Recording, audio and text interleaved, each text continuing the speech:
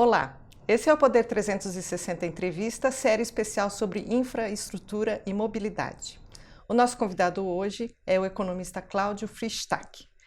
Cláudio Freystack tem 69 anos e foi economista principal da área de Indústria e Energia do Banco Mundial. Foi também professor adjunto da Universidade de Georgetown e atualmente é sócio-gestor da consultoria internacional Inter.b. É um especialista ouvido por políticos e entidades empresariais quando o tema é infraestrutura. Professor, obrigada por atender nosso convite. Prazer, Lu. O senhor realizou um levantamento que mostra a queda no estoque de infraestrutura do Brasil, que nos anos 80 foi muito alta, né? Chegou a 58%, hoje está em 35%, 36%. Né? O que esse número diz sobre as perspectivas atuais e futuras do Brasil?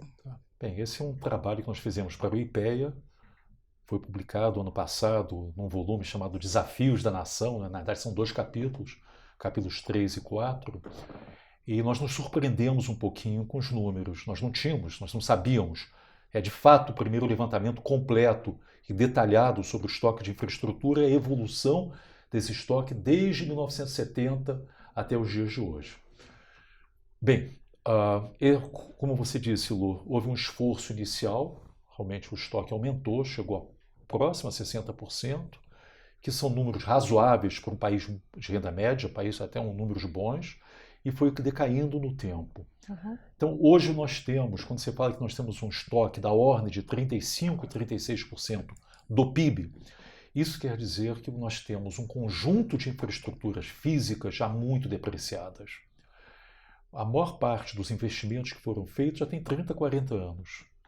Isso tem implicações. Primeiro, tem implicações sobre a integridade física dessas infraestruturas. Lu, somente diamantes duram para sempre, como eles dizem. Uhum. As nossas infraestruturas não duram. É por isso que a gente vê esses, por exemplo, lá na Marginal em São Paulo, o viaduto Exatamente. cedendo, aqui em Brasília. Quer dizer, isso é falta de investimento, de manutenção. Falta de investimento, de manutenção, falta de reposição. Então, isso ameaça a integridade física. Em segundo lugar, ameaça a eficiência com que as nossas infraestruturas funcionam, digamos assim. Apenas um exemplo, saneamento básico é muito dependente de energia. Essa energia, você tem motores que são acionados para transportar água de um lugar para outro, etc. A eficiência desses motores já hoje em dia é muito baixa. Então isso tem implicações sobre eficiência, consequentemente sobre custos e consequentemente sobre competitividade. Isso no que tange ao estoque existente. Estoque antigo com eficiência, com impacto adverso sobre a competitividade, enfim, da nossa economia.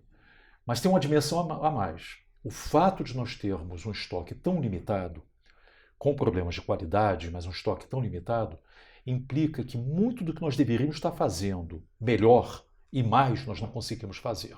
Vamos dar apenas um exemplo.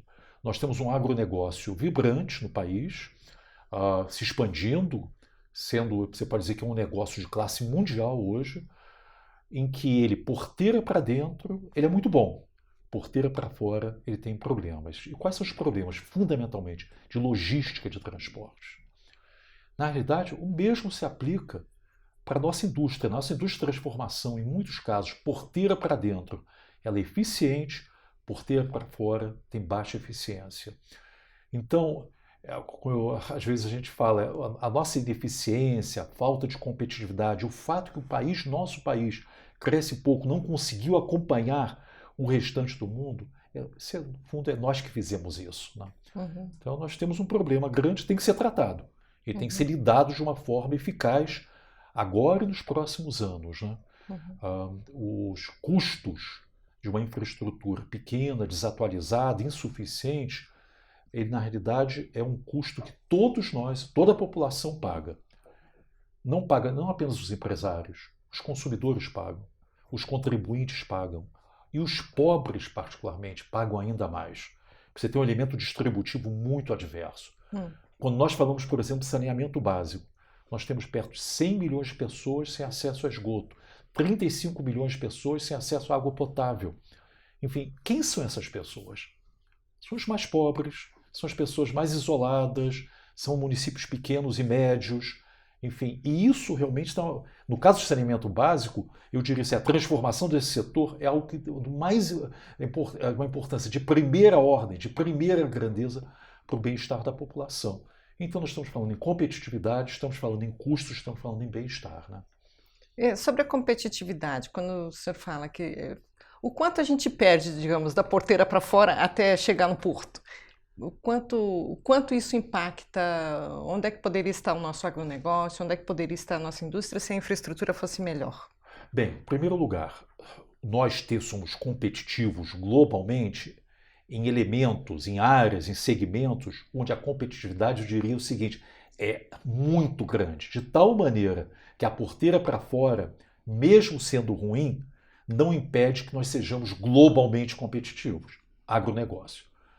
Em setores como na indústria de transformação, em que a nossa competitividade não é, uma competitividade intrínseca, digamos assim, não é tão grande, aí realmente a porteira para fora praticamente impede ou dificulta muito as exportações, nós conseguimos chegar nos mercados globais, né?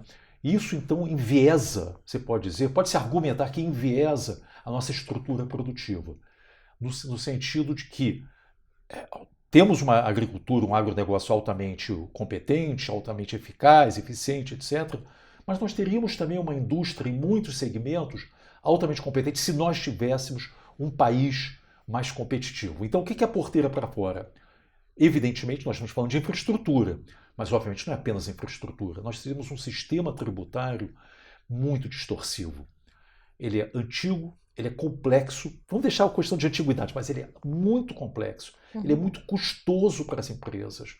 É um sistema que agora está na pauta do Congresso reformar, mas eu diria o seguinte, se existem dois ou três elementos que são centrais para retirar a competitividade, nós estamos discutindo a infraestrutura, o outro certamente é a questão tributária e a questão macroeconômica. A incerteza fiscal, evidentemente, atrapalha muito as decisões de investimento, né?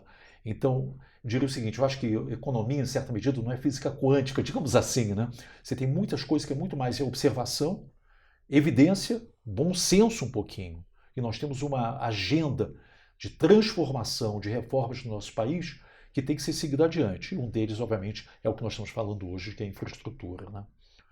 Eu acho que valia a pena dar um pouco de número, só para nós termos uma ideia de quão atrasado nós estamos.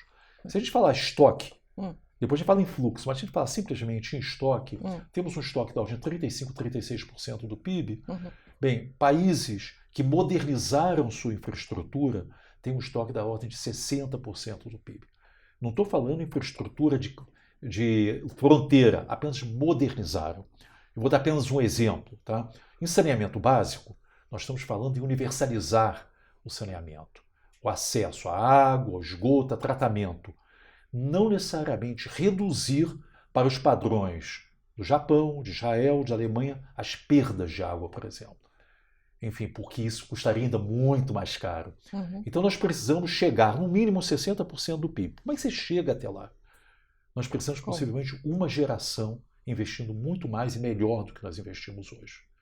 Nós investimos hoje em torno de 1,8%, 1,9%, 2% do PIB. Vamos só para simplificar, 2%. Hoje investimos até um pouco menos.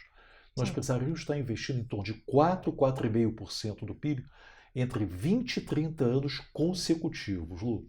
Então é um desafio muito grande. Como é que você faz isso? Como é que você faz com a situação fiscal que nós estamos vivendo hoje e nos próximos anos? Você tem que atrair o setor privado. Não há alternativa. Atrair o setor privado quer dizer melhorar o ambiente de negócios, isso nós já sabemos, muitos repetem, melhorar a legislação, então você tem um trabalho muito grande para o governo, o Congresso, enfim, reduzir a incerteza jurídica, que é muito grande, você tem um elemento de insegurança jurídica muito grande, aí um apelo que a gente tem que fazer ao STJ, às cortes superiores, mas na verdade ao conjunto de sistema de justiça, porque hoje nós vivemos uma questão de insegurança jurídica grande. Temos que reduzir a imprevisibilidade regulatória. O Senado, nosso Senado, acabou de aprovar uma legislação muito importante, que é a Lei das Agências. Foi agora para a sanção presidencial. Isso reduz a imprevisibilidade regulatória? Sim, no âmbito federal. mas essa lei não se aplica aos estados. Então, o que seria importante? Os estados aproveitarem essa legislação, que é uma legislação excelente, e os governadores submeterem essa legislação às suas assembleias. Isso seria um avanço. Então, nós temos uma agenda que é uma agenda importante. E tem uma agenda de planejamento. Uhum. Qual é a lógica do planejamento em infraestrutura? É que uma boa parte, eu diria praticamente todos os empresários, desenvolvedores, investidores que investem em infraestrutura, em primeiro lugar, eles investem para o médio e longo prazo. Então eles têm que ter visibilidade. Tem que ter o pipeline, como eles dizem. E segundo, e tem que ter uma carteira. Uhum. Porque não há o interesse do desenvolvedor, do investidor, enfim, pode ser ele do tipo de investidor que a gente queira. Enfim, o investidor é construir ele próprio, ela própria, uma carteira de investimentos. Que tenham sinergias, que tenham. Com qual lógica? Dilui o custo fixo. Porque o custo fixo inicial é sempre muito grande. Então nós precisamos de um planejamento. Não de um planejamento top-down, de cima para baixo, mas um planejamento. Existem formas de planejar muito inteligentes. E aí nós temos que nos inspirar nos melhores exemplos. O Reino Unido é um caso, enfim, a Nova Zelândia é outro caso. Casos interessantes, a Austrália, onde há uma eles fizeram? Assim, que eles fundamentalmente, o que eles fazem é ter um diálogo permanente com o setor privado. Então, no fundo, o planejamento é um planejamento público-privado. Quando a gente fala parceria, talvez esse sim é talvez o caso mais importante de parceria público-privada, em que o Estado, governos, né? Mas digamos o Estado de modo geral, qual é a vantagem de fazer uma parceria dessa natureza com o setor privado? Ele obtém muita informação a custo zero. O setor privado tem muita informação. Sim. Alguma informação ele não vai dar de graça, evidentemente, né? Mas tem outras informações que o setor privado fornece e pode fornecer. Ele tem interesse em dar ele essa tem informação. interesse. E o que o setor privado ganha com isso? Ele ganha previsibilidade. Ele tem um entendimento melhor do que o governo quer fazer, das restrições que o governo enfrenta e como superar essas restrições. Essa é a natureza. Eu acho que eu diria o seguinte, quando a gente começa a usar 4.0 para tudo, esse é o planejamento 4.0. Não é uma coisa assim nos moldes PND, você imagina qual é o futuro do Brasil e o que a gente precisa, não é isso. Eu acho que antigamente um PND tinha uma certa lógica, etc. Enfim, o ex-ministro Veloso, o Reis Veloso, fez um esforço enorme, mas são outros tempos, uma outra época, mais do que 40 anos atrás. Hoje em dia, esse não é mais a forma de planejar. A forma de planejar é planejar conjuntamente com o setor privado, sob a premissa que o setor privado tem muita informação que os governos não têm. E os governos têm outro tipo de informação que eles poderiam ser públicos e às vezes o governo até retém essa informação, o que não faz sentido. Então a ideia da transparência, da troca de informação é muito importante. O que isso faz? Aumenta a eficiência do processo. Mas aí não cabe o Estado dar pelo menos uma diretriz do que a gente... Você pode dizer o seguinte, o Estado dá orientação geral. Perfeito. Essa orientação geral tem que ser consistente com o interesse público. Isso é fundamental. Sim. Mas o setor privado tem planos, tem suas ideias, tem atores muito relevantes. Então vamos obter informação desses atores. E fazê-lo de uma forma inteligente. Porque isso, em última análise, Lu, reduz o custo de transação. Quando nós estamos falando de um ambiente de negócios complexo, como é que você traduz isso em português? Bem, obviamente não sei se é um bom português, mas vai lá. É um ambiente onde os custos de transação são muito elevados. E como esses custos de transação são muito elevados, gera muita ineficiência, muito ruído, muita ineficiência. E ao gerar muita ineficiência, nos retira competitividade. Coisas que poderiam estar sendo feitas não são feitas. Enfim. Onde é que a gente poderia estar se a infraestrutura fosse de primeira classe? Se ela tivesse se mantido naquele nível dos 60% desde sempre? Nós seríamos outro país. Outro país. Seríamos outro país em 3 dimensões distintas. Em primeiro lugar, em termos de bem-estar da população. Que é a coisa mais importante. Em última análise, qual é o objetivo, imagino, dos governos, etc.? É aumentar e melhorar o bem-estar da população. Então, primeiro, bem-estar. Segundo, em termos de distribuição, em termos distributivos, nós teríamos menos pobreza. Pensa por um momento no impacto do saneamento, não apenas na saúde, mas no aprendizado das crianças. Você tem hoje evidência, papers científicos, trabalhos científicos, publicados nas melhores revistas, que mostram o impacto, de um lado, da falta de saneamento, nos problemas de aprendizado das crianças e, inversamente, na melhoria do saneamento, na melhoria do aprendizado das crianças. Então, isso é, você imagina, então nós temos o impacto direto no bem-estar, de modo geral, na dimensão distributiva, principalmente para os mais pobres. Eu vou dar um outro exemplo, aliás, um exemplo nosso aqui, cidade de Uruguaiana. Cidade de Uruguaiana, entre 2012 e 2018, ela conseguiu praticamente universalizar o acesso ao esgotamento sanitário, ou seja, o esgoto foi colocado onde deve ser colocado, tá? O número de internações por doenças entéricas caiu de 3.004 ou 3.003 para 100 e poucas internações entre 2012 e 2018. A economia então, que isso dá. Exatamente. Então, não é só o impacto sobre o aprendizado, sobre a saúde, sobre as contas públicas. Imagina o efeito que isso tem sobre o sistema SUS e o sistema INSS. Ademais, impacto sobre a produtividade dos trabalhadores. Então, quando a gente pensa o seguinte, se o Brasil fosse um pouquinho diferente, se tivesse investido mais e melhor, que houve muito desperdício, eu acho que não é um problema simplesmente da gente gastar mais, é gastar muito melhor. Nós temos aí um bando de elefantes brancos, o PAC 1 foi um desastre, fizemos uma análise sobre o PAC 1 foi um desastre, infelizmente. Enfim, então temos que gastar mais, sim. Temos que sair dos 2% do PIB para 4,5%, 5%, mas temos que gastar muito melhor. E temos que ter o setor privado na frente desse processo, como investidor, como desenvolvedor, como operador. E ter o Estado junto com o setor privado, planejando, orientando, etc. Né? Certo. O senhor, esse modelo de usar recurso privado para fechar o gap de investimento, ele é um modelo, é uma coisa que nós estamos precisando, dada a nossa restrição fiscal, ou é uma coisa que está acontecendo no mundo inteiro? Eu acho que isso aí, obviamente nós temos um imperativo fiscal, tá? Mas a razão principal, sabe que nem é um imperativo fiscal, é porque você tem mais eficiência, você tem melhores resultados. Tem um problema que é nosso, não é só nosso do Brasil, mas é particularmente nosso, que é da captura. Captura política, né, que a gente diz. Então, é uma questão fiscal, sim, esse é um imperativo. Segundo, nós temos que minimizar a probabilidade de captura. O que quer dizer? Nós temos que ter empresas que não estão sujeitas a, digamos assim, fatores exógenos, políticos, enfim, que tenham uma certa influência, às vezes, adversa. Eu não estou falando contra os políticos e muito menos contra o Congresso. Imagina, nós precisamos do Congresso. Mas, historicamente, no Brasil, houve um problema e ainda há um problema de captura. O uso político das empresas que estão sob o controle, seja de municípios, de estados ou do governo federal. Então, nós temos que minimizar a probabilidade de captura. Como é que você faz isso? Você envolve o setor privado. Você privatiza, ou pelo menos envolve o setor privado na governança, e melhora a qualidade da governança. Tá? Então, questão fiscal, governança e gestão, eficiência. Então, essa é a razão que você traz o setor privado. Agora, você tem que combinar isso com uma boa regulação. Uma regulação competente, uma regulação eficaz. De novo, uma regulação que não está sujeita à captura. Daí esse projeto a importância do projeto de lei que foi aprovado. Vai funcionar? Porque ele tem uma clara preocupação em blindar as agências de interferência política, não é? Sem dúvida. Você acha que funciona? Vai funcionar? Eu acho que vai funcionar. Eu acho que, claro, nós temos no nosso país aquelas leis que pegam, leis que não pegam, o pessoal brinca, né?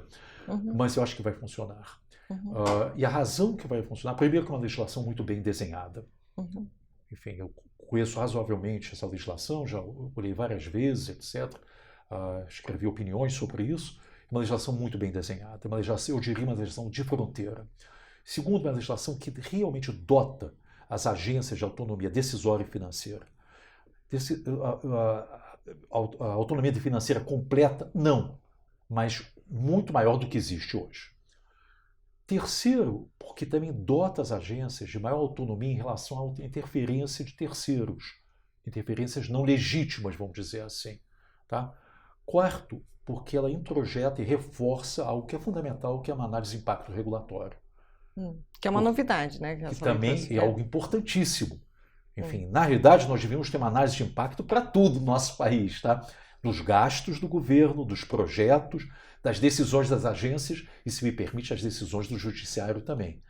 Eu acho que assim, uma doutrina, vamos chamar, consequencialista é muito importante. Qualquer decisão, as decisões tem que ser também calcada ou baseada nas consequências que essas decisões vão implicar. Muitas vezes tomam-se decisões sem pensar nas consequências. Então, a resposta, sim, é uma legislação muito importante.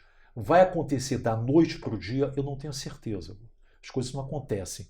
Mas é um problema de mudança progressiva na cultura das agências e da relação das agências com as instâncias de poder e das agências com a sociedade, né?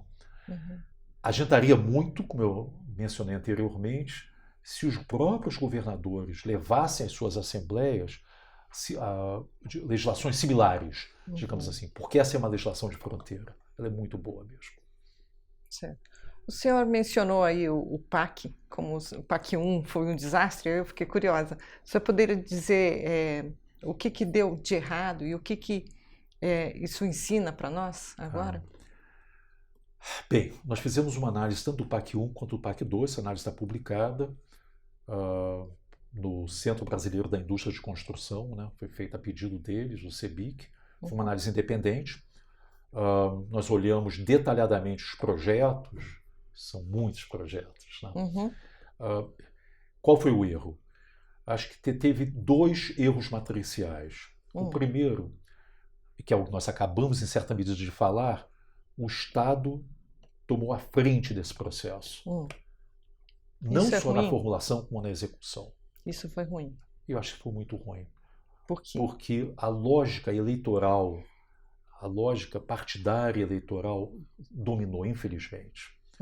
Então, o número de projetos que ficaram pelo caminho foram, enfim, como a gente pode dizer, milhares. Enfim, então você teve muito desperdício. Ao mesmo tempo, o grau de transparência muito baixo. Uma pena, uma tristeza dizer isso, nós olhamos com calma. Havia uma prática naquela época, que eu espero que nunca mais se repita, que os piores projetos eram escondidos, digamos assim. Não quero fazer acusação a ninguém, mas isso é um fato. Então, aí os melhores projetos eram mostrados.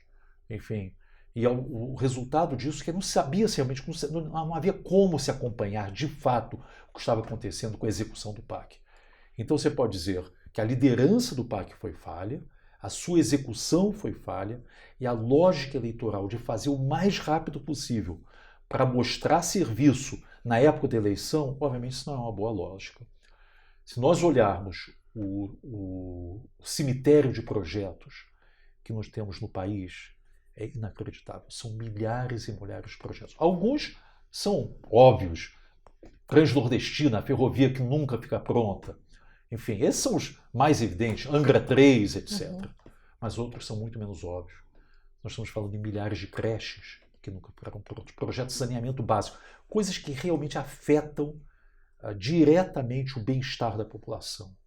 Creches, saneamento básico, escolas, enfim... Coisas que foram feitas à pressa, de qualquer maneira, a toque de caixa, e depois acabou o dinheiro, também ninguém conseguia fazer mais.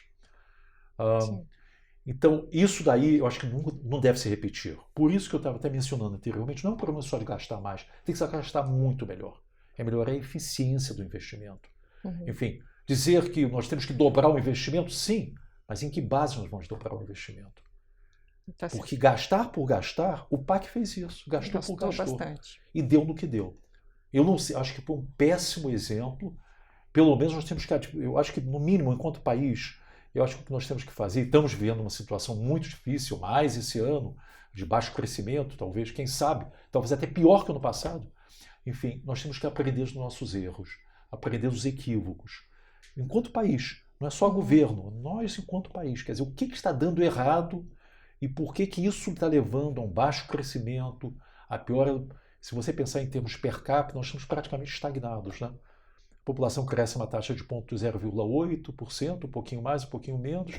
O país cresce em torno de 1%. Isso quer dizer que nós, em termos per capita, estamos estagnados. Tem alguma coisa errada. Esse país, o nosso país, o Brasil, deveria estar crescendo hoje a 4% ou 5%. Esse é o potencial, que seria o potencial de crescimento numa época pós-reformas, mas efetivamente reformas. Não reformas marginais, reformas tópicas, mas reformas transformadoras do país, seja na área de saneamento, seja na área de infraestrutura, seja na área tributária, realmente transformar o ambiente de negócios. E, em última análise, sim, de melhorar a qualidade de vida da população. Reduzir o desemprego, obviamente, que é uma prioridade muito, muito importante, eu diria absoluta. O senhor mencionou aí a agenda, né, legislativa. Então, temos as reformas, tem lá a reforma da Previdência e, ao mesmo tempo, tem questões sendo aprovadas, aí, como a lei das agências, Sim. já o projeto de lei do saneamento caducou, né? Aliás, a medida provisória do saneamento caducou. Como é que o senhor avalia? Tem uma disputa aí de agendas para votar essas reformas? Como é que está Deixa eu isso? falar, eu não estou pessimista. Normalmente eu não sou pessimista, mas eu não estou pessimista. Eu acho que o Congresso, o novo Congresso, mas o Congresso, Senado, Câmara, tem hoje uma agenda, de fato, uma agenda construtiva. E eu acho que todos nós temos, na medida do possível, ajudar na construção dessa agenda. Eu acho que o Executivo, particularmente o Ministério da Economia, o Ministério da Infraestrutura, também o Ministério da Agricultura, tem agendas muito construtivas. Eu estou falando em termos de economia, não estou falando do Ministério da Justiça, mas, enfim. No caso especificamente do Congresso, eu acho que existem legislações extremamente importantes. Ou seja, não é suficiente o Executivo fazer, nós dependemos do Congresso. Numa democracia é assim. Se nós estivéssemos numa ditadura ou assim, talvez você não precisasse do Congresso. Nós precisamos do Congresso, precisamos do debate, o debate democrático. Quais seriam assim, dentro de infraestrutura, eu acho que existem legislações que são absolutamente prioritárias. Em primeiro lugar, a área de saneamento básico. É verdade que a medida provisória caiu ontem, mas hoje mesmo está sendo discutido, e possivelmente entre hoje e amanhã, no Senado, um novo projeto de lei para o saneamento básico. A Câmara está fazendo a mesma coisa. É um debate intenso, produtivo, e eu acho que com um pouquinho de sorte, com muito trabalho, um pouquinho de sorte, eu acho que nós teremos uma boa legislação. Uma legislação que venha realmente transformar esse setor. Mas essa é a única legislação importante do ponto de vista, falando de infraestrutura? Não. Eu acho que tem a lei do gás, você tem o setor elétrico, ou seja, você tem um conjunto de segmentos, a área de rodovias. Você tem muitas coisas que dependem do Congresso, que estão na mão do Congresso, e eu tenho fé, eu acredito, digamos assim, que esse Congresso, que essa legislatura, que essa Câmara, que esse Senado tem vontade realmente de fazer e acertar e aprovar essa legislação. Isso é de um lado. Eu creio também que o Executivo, particularmente o Ministério da Economia e o Ministério da Infraestrutura, eu acho que estão num caminho correto, que é um caminho de trazer o setor privado de diferentes formas para o setor de infraestrutura. Eu acho que existe um trabalho intenso nesse sentido. Agora, isso quer dizer o quê? Isso vai mudar a nossa situação entre esse ano e o ano que vem? Não. Esse é um processo. Nós nos atrasamos muitos anos e esse processo de transformação, que depende do Executivo, do Legislativo e também do Judiciário, não tenha dúvida, porque as forças conservadoras no nosso país, que querem conservar o status quo, vão apelar para o judiciário. Se nós estamos falando de saneamento básico, vai haver um conjunto de ações, de ADIMs, de ações contra, de pedidos liminares, etc. Então tem que ter a colaboração e um entendimento também do judiciário. Quando a gente está falando de reformas no Brasil, são os três poderes, obviamente pressionados, e pode dizer, instigado pela sociedade. Então o Congresso tem um papel muito importante e eu creio que a agenda do Congresso é uma agenda produtiva. E eu acho que os poderes têm que se entender, obviamente, cada um com o seu papel. Né? Eu não acredito, Lu, que o nosso país vai sempre sobreviver, mas que o bem-estar da população vai conseguir, digamos assim, que nós vamos ter uma transformação no sentido de melhoria do bem-estar da população sem as reformas. Então nós estamos falando, obviamente, das reformas no âmbito fiscal, todo mundo fala, estamos falando disso todos os dias, quer dizer, previdência, etc., tá? Reforma administrativa, isso é imperativo, nós não temos nem escolha, não é uma questão, vamos fazer ou não vamos fazer. Não tínhamos, sinceramente, nós não tínhamos escolha 2 décadas atrás. Agora nem se fala, agora nós estamos na beira do abismo. Segundo lugar, nós temos que melhorar o nosso ambiente de negócios. Então, consequentemente, a reforma tributária é de novo um imperativo. E não é fácil. Essa é uma reforma que mexe com muitos interesses, enfim, existem propostas hoje no Congresso boas, Vamos ver o que isso sai. Enfim, terceiro lugar, eu acho que a parte microeconômica, como a gente fala, infraestrutura dentro um pouquinho de microeconomia, né? Reformas de âmbito microeconômico, reformas que vão dotar de mais eficiência, de maior produtividade, enfim, a nossa economia, a abertura da nossa economia é muito importante. Nós nos atrasamos, Lu. Enfim, eu acho que o Brasil estava razoavelmente bem 2, 3 décadas atrás. Na época do Plano Real, realmente foi uma pequena revolução, ou uma grande revolução, quando nós conseguimos ter um módico de estabilidade macroeconômica. Né? Acho que nós fizemos um enorme progresso, enfim, com o governo Itamar. Na verdade, até começou até antes, para ser até justo. Né? Começou com as reformas, lá atrás, ainda no governo Collor, até no governo Sarney, começando as reformas, a criação da Secretaria do Tesouro, enfim. E houve avanços e houve também bastante recuos. Infelizmente, eu diria que, enfim, com todo respeito, acho que talvez o recuo maior começou no segundo governo Lula e no governo Dilma. Esses realmente foram recuos extraordinários. E agora nós estamos tendo que lidar com os erros que foram cometidos no âmbito macro, mas também no âmbito micro. Então, vamos ver. Eu acho que o Brasil, nós temos um potencial muito grande, a sociedade civil vibrante, muita gente competente, não falta gente competente, dentro do governo e fora do governo. Acho que não é um problema de competência, não é um problema de capital humano. Claro, temos que ter mais gente bem treinada, etc. Mas eu não vejo isso, acho que esse não é o desafio número 1, de capital humano no sentido para informar as reformas. O que nós temos que fazer é o seguinte, é ter um Estado que funcione melhor, então a reforma do Estado é central, tá? Ter um Estado que funcione melhor, que mobilize as forças do setor privado, doméstico, internacional, tá? E centre-se no que é mais essencial para o bem-estar da população. E use efetivamente o que nós já sabemos. Nós temos um conhecimento enorme que foi acumulado nesses anos. Sim, você não devia ter nenhum programa de governo, nenhum projeto, sem fazer uma avaliação de impacto. E é o que, infelizmente, então, quando a gente fala em desperdício de recursos públicos, PAC 1, PAC 2, por quê? Porque não foi feita nenhuma avaliação, nem ex ante, nem ex post. Nós fizemos uma avaliaçãozinha ex post e mostramos o desastre. Né? Há uma discussão dentro do governo para fazer esse tipo de avaliação agora, né? Muito importante. De agora em diante. Lu, eu vou te contar uma história. Enfim, isso é história, né? Eu comecei a trabalhar em 1973, em janeiro de 73. Ainda razoavelmente jovem, no governo federal. E meu primeiro trabalho, junto ao Ministério do Planejamento e ao Ministério da Saúde, era avaliação de impacto. Por incrível que pareça, eu fui contratado, naquela época, com pequena equipe, para fazer uma avaliação de impacto dos programas do Ministério da Saúde, tanto de saúde quanto de saneamento, que havia um programa de saneamento dentro do Ministério da Saúde, naquela época, 1973, 46 anos atrás. Pois bem, então você pode dizer... E hoje? E se perdeu. Foi feito, instigado pelo saudoso ex-ministro Reis Veloso.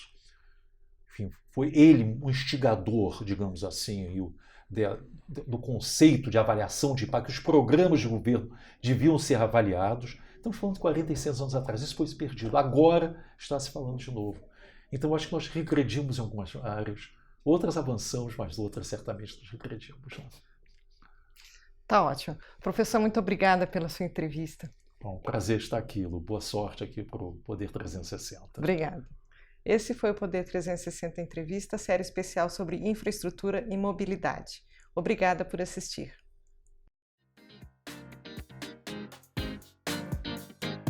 CCR 20 anos. Inovação é o que move a gente.